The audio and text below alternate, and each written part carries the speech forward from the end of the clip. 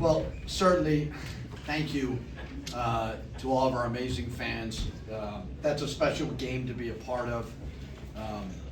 I know you guys in the media like to try to trick me and act like I don't care about the game. Like, of course I care about the game, but you got to be business as usual as you lead up to it. But it's a high-pressure game for both programs. Our fans pour their heart and soul into it. So to be able to, get this win is great for them. Got a lot of respect for that team, Cincinnati, and our guys are getting better and better. Trey Carroll was amazing. The fact that we're just taking care of the ball like we are. I mean, we only turned it over 4 times versus a team who's really, really good at turning people over. So, great win. We'll get a little rest, and then we'll get back at it. Trey was just in here talking about how special this moment was for him. He's only here at Xavier. How special was it to watch him? Yeah, I mean, Trey obviously was at FAU. They had success, but to come to this level and to experience that, that's what it's all about. I know, like, people are transferring all over the place, but college basketball is still really, really special. And you have non-conference games like that in this building on national TV. It's fun to watch our players just grow and get better. Wes said he felt like they couldn't really guard you guys when they were in their man-to-man, and that's why they had to go to the zone in the second half. Did you see that potential going into this game with your front court's ability to kind of stretch them out? No, it certainly hurt us a little bit, and then we settled in towards the end. But they discombobulated us a little bit. I mean, they hadn't done that a lot. They did it a little bit, but we didn't. We prepared for it, but we didn't handle it well. But then we handled it way better towards the end of the second half. Rick. Coach, you've been a part of a bunch of rivalry games throughout your career. Now that you've experienced one, you've won one, how was the crosstown rant to you? Well, the unique part of it is obviously you're 3 miles apart. There's no professional NBA team, so they love college basketball. And, you only play once a year. So the bragging rights are at an all-time high. So for 364 more days, Xavier fans get to talk all types of nonsense to UC fans, and then, that's the beauty of the rivalry. So, special.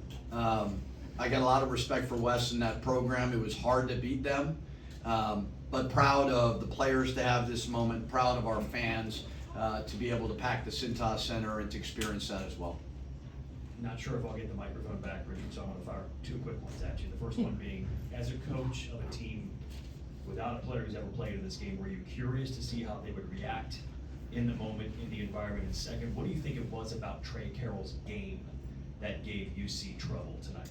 Well, the first thing, you just don't know when you have so many new players. Obviously we played in some big games, whether it was the Exempt tournament. Santa Clara is a really good team at Iowa, but this is a whole nother animal.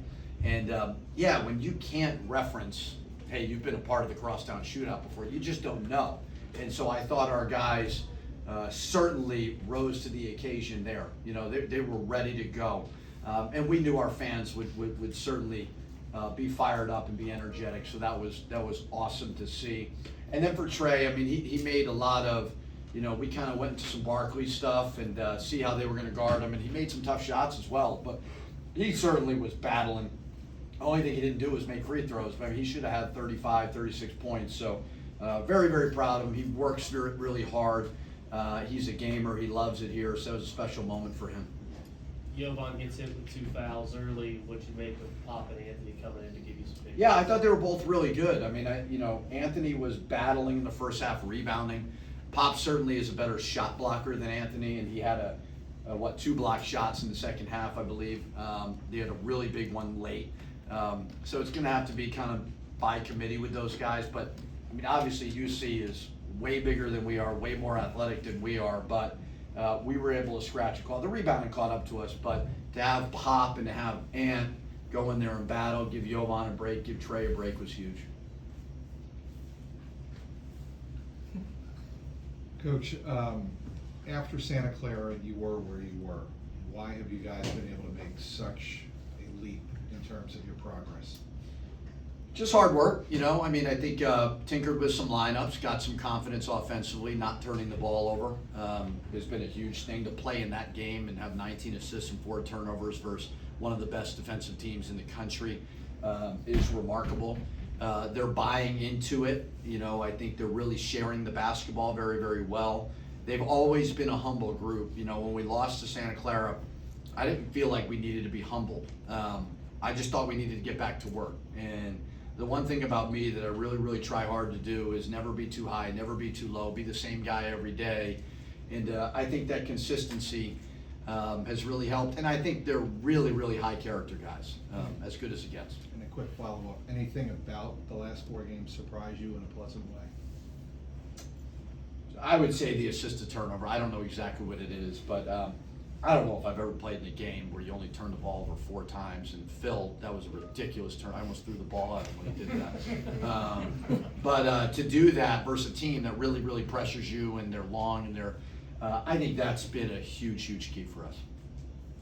Making 3-point shots has been such a big part of your recent success. Was it nice to win a game where you don't shoot well from the outside and do it in other ways? My preference is to always shoot the 3 extremely well. They were staying home on a lot of shooters. So that's why we went to the Barkley stuff because, you know, if you have your big down by the basket and they've got some shot blockers, we had to get them out of there. So we put Jovan on the perimeter and tried to really clear some space because we just don't have great guys that get into the rim. And they were staying home. It was a really good game plan by Wes. But yeah, I mean, you make 24 baskets. You got to the foul line. Need to make more of those. But certainly was not the way we've been winning, which was great. Is there anything or any moment that sticks out to you that made you think, okay, this is a game, a rivalry game that means something to this city and this fan base?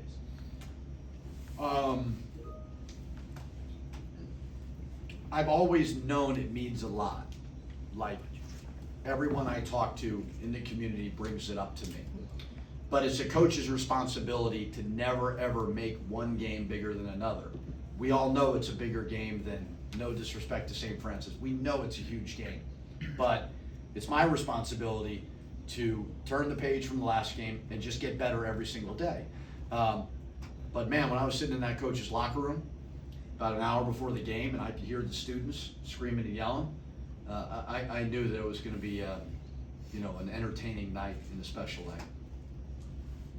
Coach, I know you talked about Trey earlier. Back to him. I know it's the new day of college basketball, and he certainly was part of it in the transfer portal. But he seems to have a mature perspective about him, an old school approach, even in how he goes about playing. And can you expand on that a little? It seems like he's really appreciative or extra appreciative of being here and being in this situation. Yeah. He's a married man. His wife is great. He's older.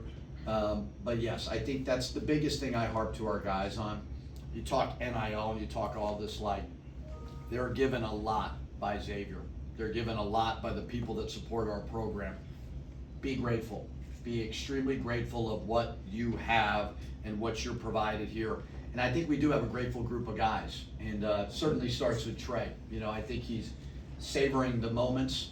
I know he enjoyed tonight. I think it was the longest post-game interview I've ever seen in my life. We were waiting for him in the locker room. But a really, really cool moment for him to have. Last question. You mentioned a couple of times you went to Barkley stuff. Can you give me a 15-second tutorial on what that is? Do you never watch basketball? Of course, I know. Charles. So, how did it work for you? Yeah. So what it is essentially giving Trey the ball around the 3-point line. We didn't think the ball screen stuff was working.